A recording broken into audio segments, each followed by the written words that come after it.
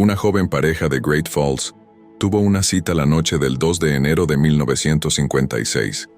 Pero a medida que el cielo se oscureció y el aire se volvió más rígido, ninguno de los dos regresó a casa.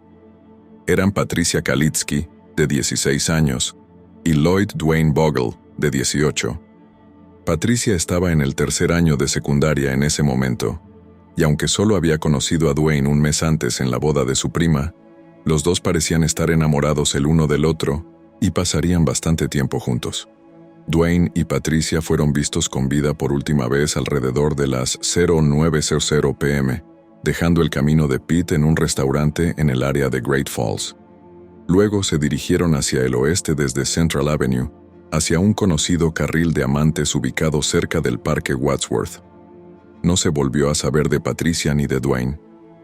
La hermana mayor de Patricia se había fugado cuando ella tenía aproximadamente la misma edad que Patricia en ese momento, por lo que sus padres inicialmente asumieron que se había fugado con Dwayne.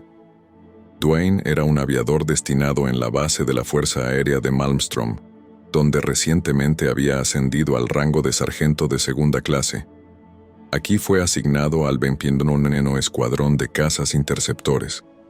Al observar más de cerca la vida y las tendencias de Patricia, pronto se preocuparon, porque aunque la pareja había discutido la idea de casarse, Patricia no era del tipo que se fugaba. Era una estudiante diligente y tenía que asistir a clases de secundaria al día siguiente. También soñaba con ir a la universidad una vez que terminara la escuela secundaria.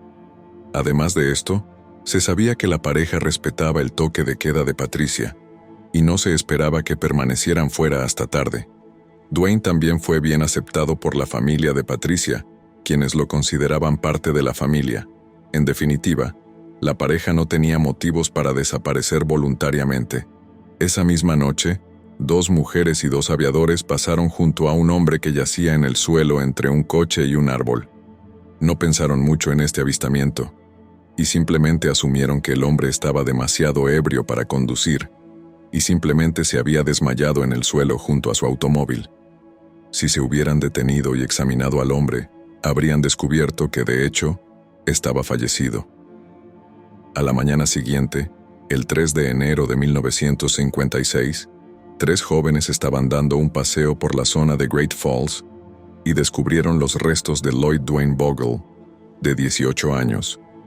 Sus restos fueron colocados de manera que la mitad de su cuerpo quedara debajo de su automóvil y la otra mitad fuera visible. Dwayne tenía las muñecas atadas a la espalda con su propio cinturón y le habían disparado en el cráneo. El interruptor de encendido del automóvil todavía estaba encendido y los faros estaban encendidos. Una investigación forense recomendó que se hiciera una autopsia a los restos de Dwayne, y aunque los investigadores sabían que le dispararon, no pudieron recuperar la bala. Los investigadores todavía estaban tratando de recuperar la bala con la esperanza de que les diera pistas contextuales sobre el perpetrador. Durante la autopsia, se descubrió que Dwayne probablemente había estado vivo durante horas después de que le dispararan. Un día después, el 5 de enero de 1956, los restos de Patricia Kalitsky fueron recuperados de un barranco rocoso a unas 8 millas de donde se encontraron los restos de Dwayne. La encontraron completamente vestida, y sus restos estaban al borde de un terraplén de 20 pies, justo al lado de una carretera a unas 6 millas al noroeste del centro de Montana. Inicialmente se descartaron como móviles tanto el robo como la agresión sexual, ya que en el auto de Dwayne se encontró una costosa cámara, además de un billete de $5 que se encontró en su billetera. No había señales que indicaran que Patricia hubiera sido agredida sexualmente cuando sus restos fueron examinados por primera vez. Sin embargo, durante su autopsia se descubrió que probablemente había sido agredida sexualmente. Los artículos periodísticos que informaron sobre el crimen solo mencionaron esto de pasada, posiblemente porque discutir el tema no era socialmente aceptable en ese momento. Aunque en ese momento no existía tecnología para analizar evidencia de ADN, los forenses aún recolectaron un hisopo vaginal que almacenaron cuidadosamente durante las siguientes décadas. También encontraron varias heridas causadas por un traumatismo contundente, lo que indica que probablemente se había producido una pelea entre Patricia y el asesino. Ese mismo día, los investigadores interrogaron a un posible sospechoso en relación con los asesinatos, que habían descrito como ejecuciones al estilo chino. No hay duda de que este término no se utilizaría hoy en día, pero en su momento estaba lejos de ser socialmente inaceptable. Los datos personales de este posible sospechoso nunca fueron revelados, pero se afirmó que era un aviador que trabajó con Duane apenas unos días antes de los asesinatos. La madre de Patricia tuvo una conversación con Duane porque parecía visiblemente molesto. Ella le había preguntado qué le molestaba, a lo que él respondió: «Tengo tristeza y no puedo quitármela de encima», antes de pasar a decir que había tenido una discusión con un amigo. Este sospechoso finalmente fue descartado. En noviembre de 1989, los investigadores decidieron buscar la bala en un árbol cercano. En una entrevista con Associated Press, el sheriff del condado de Cascade, Barry McLudy, afirmó que el árbol siempre ha sido de gran interés para los agentes del orden porque fue allí donde lo mataron, justo en el árbol. La recuperación de la bala utilizada para matar a Duane permitiría a los investigadores identificar el calibre del arma utilizada para dispararle y determinar si la bala está potencialmente relacionada con algún arma de fuego, confiscada en otros incidentes a lo largo de los años. El sargento Dick Duncan afirmó en la misma entrevista que los intentos anteriores de radiografiar el árbol no tuvieron éxito debido al tamaño y densidad de su corteza. El árbol medía alrededor de 80 pies de altura y su tronco tenía alrededor de 4,5 pies de diámetro. Los investigadores planearon eliminar alrededor de 33 anillos de crecimiento de su mitad inferior, según el sheriff Michelotti. Dijo que una vez que alcancemos la marca de 33 años en el árbol, deberíamos ver una entrada si la bala entró en el árbol, un agujero, un túnel. Las esperanzas de encontrar al perpetrador se renovaron cuando los investigadores recuperaron balas del Álamo. Sin embargo, esta esperanza duró poco ya que las balas no pudieron compararse con un arma de fuego involucrada en otro crimen. Si bien no hubo avances sustanciales en este caso, nunca estuvo estancado y los investigadores continuaron siguiendo todas y cada una de las pistas que recibieron. En relación con el caso fueron interrogadas unas 35 personas.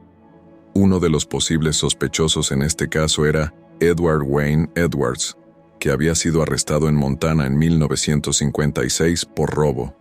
En 1955, escapó de la prisión de Akron y se fue de juerga, robando gasolineras por todo el país.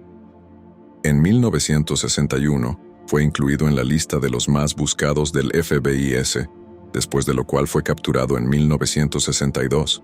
Posteriormente fue puesto en libertad condicional en 1967.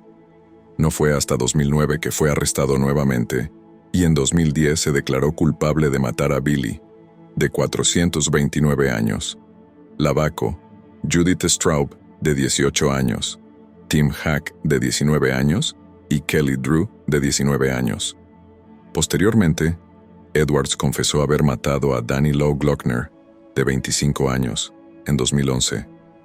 También confesó haber convencido a Danny Boy, que era un soldado del ejército estadounidense, de irse sin permiso. Más tarde, Edwards le disparó a Danny Boy y lo enterró en una tumba poco profunda. Fue condenado a muerte en marzo de 2011 por su participación en la muerte de Danny Boy, pero murió en prisión apenas un mes después por causas naturales.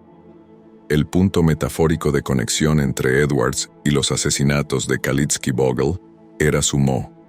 Se sabía que Edwards apuntaba a parejas en carriles de amantes similares a donde estaban Patricia y Duane cuando fueron asesinados. Sus crímenes fueron conocidos como los asesinatos de novias.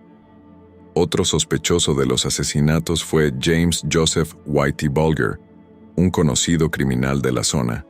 Bulger había sido arrestado por agresión sexual en 1951. Se sabía que estaba en la zona cuando ocurrieron los asesinatos, pero no había pruebas que pudieran demostrar su participación. A medida que pasaron los años sin nuevas pistas, el rastro del hombre que mató a Patricia y Duane se fue enfriando. En 2012, El sargento John Cadner, jefe de detectives de la CSSO, fue asignado a este caso. En una presentación, el sargento Cadner declaró que la evidencia de ADN del hisopo vaginal había sido enviada al Laboratorio Criminalístico Estatal en 2001 por el detective Phil Madison, quien estaba investigando el caso en ese momento. Se demostró que el ADN no era el de Dwayne y posteriormente fue ingresado en CODIS. Desde entonces no ha habido partidos. Después de ser asignado al caso, el sargento Cadner trabajó con la tecnología Bode para recrear la muestra de ADN.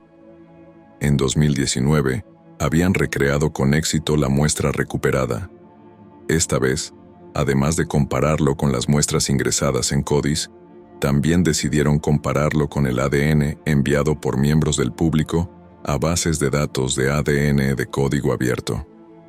Las bases de datos de ADN de código abierto son utilizadas por personas que desean realizar investigaciones independientes sobre sus árboles genealógicos. Justo un año antes, en 2018, el asesino de Golden State había sido detenido porque miembros de su familia habían enviado su ADN a una base de datos de ADN de código abierto similar, lo que posteriormente condujo a su identificación y arresto. La muestra subida por el sargento Cadner era compatible con las subidas por otras 3 personas, y los investigadores se pusieron en contacto con ellos y sus familiares. Se recolectaron muestras de ADN, y se determinó que la coincidencia más probable con la muestra de ADN recuperada de los restos de Patricia Kalitsky era Kenneth Gould. El sargento Cadner declaró en una entrevista con NPR que fue genial porque, por primera vez en 65 años, finalmente teníamos una dirección y un lugar para investigar, porque hasta entonces todo eran teorías. Finalmente conseguimos un juego y conseguimos un nombre. Cambió toda la dinámica del caso. Sin embargo, tenían otro problema. Kenneth Gould falleció en 2007 y sus restos fueron incinerados. Luego, las autoridades se acercaron a sus hijos y les explicaron el caso, tras lo cual aceptaron enviar su ADN para compararlo. Al principio, los investigadores se mostraron escépticos a la hora de acercarse a ellos, pero cooperaron plenamente, afirmó el sargento Cadner en una entrevista con el Waco Tribune Herald. No estaba seguro de cómo iban a reaccionar cuando les dijera: «Oye, tu padre es sospechoso en este caso», pero fue fantástico trabajar con ellos. Cuando se comparó su ADN con el ADN encontrado en la escena, coincidió.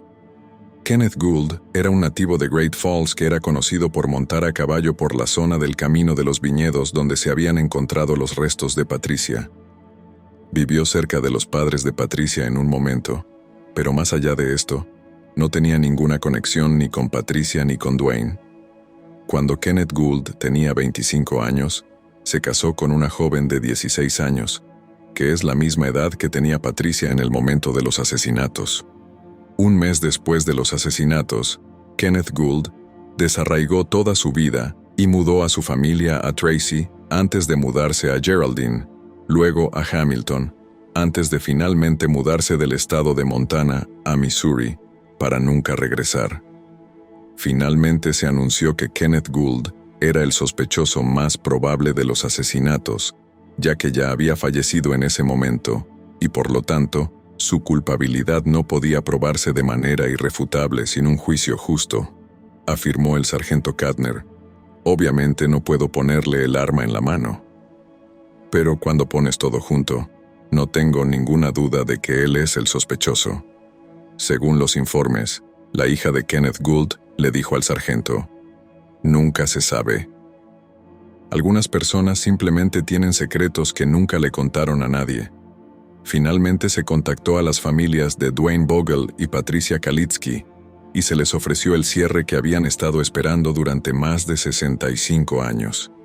Si bien estaban felices de tener finalmente respuestas, la revelación también abrió viejas heridas para las familias, especialmente para las personas que tenían la edad suficiente para haber conocido personalmente a la pareja, afirmó el sargento Cadner. Están emocionados, pero al mismo tiempo les hizo recordar un montón de recuerdos. Tenías 2 personas jóvenes y vibrantes que eran muy apreciadas entre sus grupos de pares. Los investigadores pusieron todo su corazón y alma en este caso. Dejan un poco de sí mismos por lo que he visto. La hermana de Patricia Kalitsky, quien era la única sobreviviente de la familia, tenía demencia avanzada. Cuando se identificó al asesino de su hermana, la familia Vogel había estado destrozada durante años con historias sobre lo que podría haberle sucedido a Dwayne, incluidos rumores sin fundamento de que había estado involucrado con el móvil. A Dwayne le sobrevivió su sobrina, Karen Vogel McCarthy, que tenía 54 años en ese momento. Su padre, James Vogel, era el hermano menor de Dwayne y lo había idolatrado cuando era niño. En una entrevista con el New York Times, Karen afirmó: «Es como si hubiera sucedido ayer». Entonces, si me preguntaran, ¿es esta gran tecnología moderna algo grandioso? Yo diría que en definitiva sí, para mi generación, una generación que alguna vez fue eliminada, pero definitivamente reabre viejas heridas que tuvieron la oportunidad de cerrarse. En una entrevista con KRTV, Edgar Wilson, que fue vecino de Kenneth Gould durante 10 años en Missouri, afirmó: «No puedo creer estas cosas sobre Kent, simplemente no lo creo. Era tranquilo y de voz suave. No bebía, no levantaba caña. Nunca lo escuché maldecir en mi vida. Simplemente, un buen hombre». Durante su estancia en Missouri, Kenneth Gould vivió en una granja con su familia donde criaba ovejas y cabras y era un entrenador de caballos con una reputación estelar. Es imposible saber el motivo de este crimen, porque las únicas 3 personas que podrían arrojar luz sobre él ya han fallecido. Todo lo que sabemos con certeza en este momento es que, como dijo la hija de Kenneth Gould, algunas personas simplemente tienen secretos que nunca cuentan. Si encuentra esto interesante, consulte nuestros otros videos sobre temas similares. Como siempre, gracias por ver.